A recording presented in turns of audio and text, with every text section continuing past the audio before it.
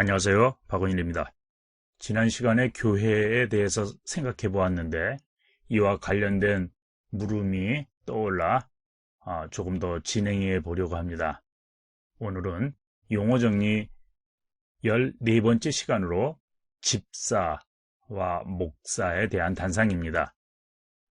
얼마 전 제 고등학교 친구가 질문을 했었습니다. 교회에 목사가 꼭 있어야 하냐? 아마도 그 친구가 새로운 교회를 시작했으면 하는데 마음에 드는 목사를 구하지 못했나 봅니다. 또 최근 페이스북에서는 평신도라는 말이 불편해서 그것에 대해서 논쟁했던 일도 있었습니다. 최근 우리 교회에서도 일부 교우들에게 집사님 이외에 다른 호칭을 사용하는 것에 대해서 일관성이 없다 하여 지적한 일도 있습니다. 그래서 이참에 크리스천의 정체성과 관련해서 교회 내에 사용되는 용어인 집사라는 말을 끄집어내어서 정리해보고자 합니다. 우리가 길을 가다가 누군가 사장님 하고 부르면 대부분 사람들이 뒤를 돌아본다고 합니다. 그만큼 사장님이 많다는 뜻이겠고, 다른 말로는 그렇게 불리길 좋아한다고도 할 수 있습니다. 직업의 귀천을 떠나 아무리 조그마한 비즈니스를 하고 있더라도 사장님으로 불립니다. 특히 장사하는 사람들이 상대방의 이름을 모를 때 혹은 이름을 부르기가 거북할 때 사장님이란 호칭은 종종 유용하게 쓰입니다. 불교인들은 서로 보살님이라고 부른다고 합니다. 산스크리트어로 보디사트바에서 한자어로 바꾼 것이 음역한 것이 보리살타인데 이것을 줄여서 보살이라고 합니다.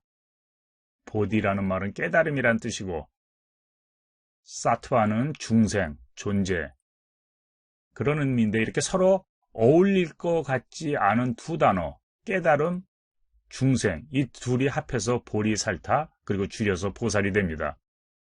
본래는 깨달은 사람을 일컫는 말이었을 텐데 보다 폭넓게 깨달음을 향해 수행하는 중생을 가리키고 결국 모든 불자들에게 해당되는 그런 말이 되었습니다.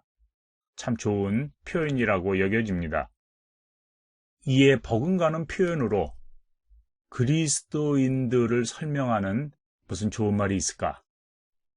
아마도 집사라는 말일 것입니다. 그런데 보살만큼이나 기독교의 본질을 잘 설명하는 이 좋은 말이 기독교 내에서 지위를 말하거나 혹은 잡일을 하는 부엌대기로 치부되는 것은 슬픈 현실입니다. 오늘은 집사님이란 말의 참뜻을 되새기고 그것을 익히고자 합니다.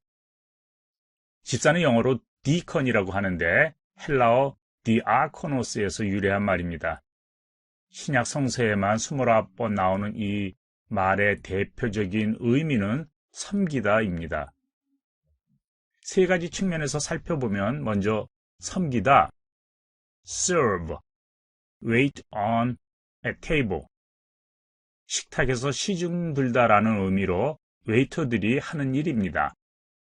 요즘 식당에서는 그냥 밥만 갖다 주고 말지만 원래 식사가 끝나기까지 옆에서 시중 두는 것을 섬긴다고 말하고 있습니다. 누가복음 17장 8절에 보면은 너는 내가 먹을 것을 준비하여라. 내가 먹고 마시는 동안에 너는 허리를 동이고 시중을 들어라. 그런 다음에야 먹고 마셔라 하지 않겠느냐. 요한복음 12장 2절에 보면은 예수를 위하여 잔치를 베풀었는데 마르다는 시중을 들고 있었고 나사로는 예수와 함께 음식을 먹었다고 적고 있습니다. 이렇게 시중 들다, 식사를 돕는 것이 섬기다의 첫 번째 의미라면 두 번째 의미는 provide for, 어떤 필요한 것을 제공하다는 뜻입니다. 마태복음 25장에 보면은 그때 그들도 대답하여 말할 것이다. 주님, 우리가 언제 주께서 굶주린 것이나 목마른 것이나 나그네 되신 것이나 병든 것이나 감옥에 갇히신 것을 보고도 돌보아 드리지 않았다는 말입니까? 개역 한글에 보면 공양치 아니하더이까 이렇게 말하죠. 로마서 15장 25절이나 고린도 후서 8장 19절 이후에 보면은 바울이 구제 헌금을 가지고 예루살렘에 가는 것을 섬김이라고 표현하고 자신의 미니스트리로 보고 있습니다. 이렇게 필요를 제공하는 것 역시 섬기다, 디아코네오의 또 다른 의미입니다. 무엇보다도 섬김의 참 뜻은 care for, 보살피다는 의미입니다. 앞에 두 경우, 웨이터처럼 섬기거나 혹은 구제 헌금을 가지고 돕거나 이렇게 사랑의 마음을 가지고 돕는 행위를 말하는가 하면 보살피다 하는 것은 보다 근본적인 사랑 그 자체를 담고 있습니다. 인자가 온 것 역시 섬김을 받으려 함이 아니라 도리어 섬기려 하고 자기 목숨을 많은 사람에게 대속물로 주려 함이라. 자식에게 우유를 먹이고 키우고 학교 보내고 모두 섬기는 행위입니다. 단순히 먹는 것을 도와주고 필요한 것을 제공하는 것을 넘어서 섬기되 자기 목숨을 내놓을 만큼 섬기고 사랑하는 것이 자식을 향한 부모의 마음입니다. 그리고 그리스도인 집사의 본분이기도 합니다. 집사라는 말이 생기기 이전에 예수님 당시에는 예수를 따르는 사람들을 단순히 제자라고 불렀습니다. 복음서에, 특별히 누가복음에 더러 12사도라는 말이 나오곤 하지만 이보다는 12제자 혹은 단순히 도데카, 12이란 부르는 경우가 훨씬 많습니다. 예수님이 실제 12명하고 다닌 이야기보다는 베드로, 야고보, 요한 이 3명과 같이 다닌 이야기가 더 많이 등장합니다. 복음서에서 12이란 숫자는 정치적이고 상징적인 언어입니다. 12이라는 말 속에는 이스라엘 12부족이 담겨 있고 그래서 이스라엘의 회복을 소원하는 뜻이 담겨 있습니다. 12사도라는 말은 아마도 후에 예루살렘 교회를 중심으로 12제자들의 지위가 상승함에 따라 다른 제자들과 구분하기 위해 사도라는 말이 도입된 것으로 생각됩니다. 사도행전 6장에서는 제자들의 수요가 늘어남에 따라 12사람, 우리말 성경에는 모두 12사도라고 부르는데 그냥 12사람이 따로 7명을 세워 일을 분담하는 것을 적고 있습니다. 본래 그리스도인들은 모두 집사로서 섬기는 일을 했는데 이제는 그 섬기는 일에 분담을 두어 가지고 말씀으로 섬기는 사람은 12사람이 하고 식량과 구호 등에 관련된 일은 7사람이 담당하게 되었습니다. 여기서도 보면은 7이라는 숫자 역시 상징적인 의미로 헬라파 유대인들을 말하고 있습니다. 아마도 교회와 관련된 일의 분담, 효율성을 높이기 위한 첫 시도로 보여지는데 후에는 감독이나 집사로 그 일이 더 세분화됩니다. 그래서 빌립보서 1장에 보면은 성도, 감독, 집사라는 말이 나오고 디모데 전서나 디도서 같은 데에서는 감독과 집사에 대한 자격을 나열하기까지 합니다. 이미 교회가 조직적으로 체계화되어 감을 증거하는 말들입니다. 이렇게 볼 때 성서의 크리스찬의 정체성과 관련된 말은 제자와 집사뿐입니다. 집사, 섬기는 자라는 이 말의 첫 번째 쓰임새를 살펴보기로 합니다. 너희 중에는 그렇지 아니하니 너희 중에 누구든지 크고자 하는 자는 섬기는 자가 되고, 계속된 말에 인자가 온 것 역시 섬김을 받으려 함이 아니라 도리어 섬기려 하고 자기 목숨을 많은 사람의 대속물로 주려 함이라. 마태복음 20장에도 나오고 마가복음 10장에도 나오는 말입니다. 먼저 기억할 것은 인자에 온 것은이 아니고 인자에 온 것도 인자에 온 것 역시라고 번역해야 합니다. 우리는 여기서 대속물이라는 신약 성서의 단 한 군데밖에 나오지 않는 희귀한 단어 때문에 이 구절을, 섬김의 구절을 예외적인 것으로 읽기 쉽습니다. 예수의 삶은 결코 예외가 아니고 모범입니다. 인자도 예수도 그 대원칙에 따라 산다는 말입니다. 그리고 그 대원칙이란 바로 앞에서 설명했듯이 세상 사람들처럼 남을 지배하려고 하지 않고 서로 섬기는 자가 되어야 한다는 말입니다. 크리스천, 그리스도인이란 말이 남들이 우리에게 붙여준 이름입니다. 호칭입니다. 우리 스스로 붙인 이름이 아닙니다. 성서에서 스스로 부르는 이름은 제자 혹은 섬기는 자, 집사입니다. 우리 스스로 제자라고 할 때 예수의 정신을 배우는 사람이란 뜻이고, 집사라고 할 때는 섬기는 자라는 뜻입니다. 누군가를 섬긴다는 표현이 영어로 ministering입니다. minister, 라틴어에 기초한 말로 섬긴다는 말입니다. 목사를 또 미니스터라고도 부르는데, 이거는 바울이 하나님의 일꾼으로 사용한 말이기도 합니다. 집사의 또 다른 이름이 미니스터입니다. 이렇게 볼 때 목사도 집사도 모두 미니스터라고 말할 수 있습니다. 사도행전 6장을 다시 보면 12사람은 말씀으로 섬기고 7사람은 다른 일로 섬깁니다.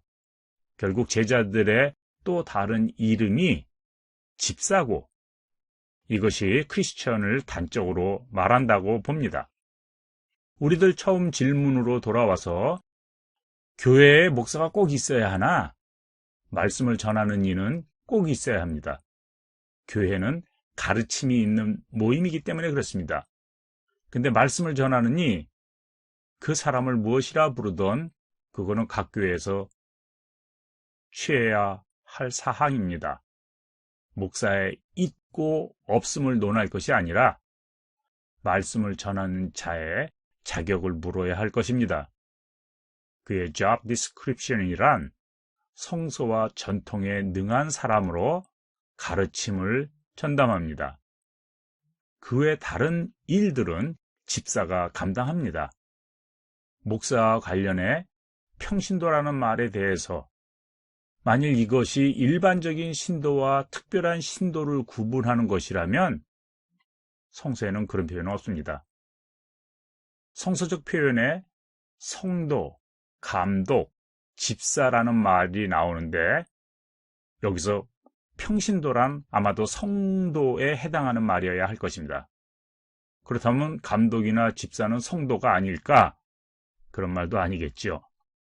빌립보서 1장 1절에 바울과 디모데가 성도, 감독, 집사에게 편지한다고 이렇게 우리말 성경이 모두 번역하고 있는데, 정확하게 말하면은 감독과 집사와 함께 있는 성도들에게 편지하는 것입니다. 무슨 말인고 하니 감독, 집사, 성도 사이에 따로 계급으로 차별화된 것이 아니고 가르침 혹은 직분을 담당한 사람과 그렇지 않은 사람들로 구분이 있을 뿐입니다. 물론 이 직분이라 모든 교회가 똑같이 따르는 것도 아닙니다. 장로교회는 감독이란 직분이 없습니다. 현재 교회 내에서 쓰이는 평신도와 목회자를 일의 분담으로 구별은 있지만 차별이 없는 용어로 이해하고 이것을 어떻게 다른 말로 바꿀 수 있을까? 집사는 그리스도인의 정체성을 한마디로 요약한 말입니다. 그런 의미에서 이 말을 부활시키면 좋겠다는 생각이 듭니다. 평신도와 목회자, 이 말이 싫다면 집사와 목사, 온 교인의 집사화를 지향하는 말입니다. 물론 목사도 집사입니다. 미니스터란 그런 광범위한 의미에서 장로교에서는 목사도 장로입니다. 음식을 앉아 먹는 자와 서서 서브하는 자, 누가 더 큰가? 누가 더 높은 위치에 있는가? 대접을 받는 자와 대접하는 자, 누가 더 큰가? 세상의 이치로는 당연히 앉아서 먹는 자고 대접받는 자입니다. 그렇지만 성서는 말합니다. It is not so among you. 너희 가운데에는 그런 식이 아니다. 하느님 나라에서는, 교회에서는 세상의 도, 세상의 가치관이 지배하는 것이 아니라 다른 법칙, 다른 가치관이 적용되는데 섬기는 자가 되라는 말입니다.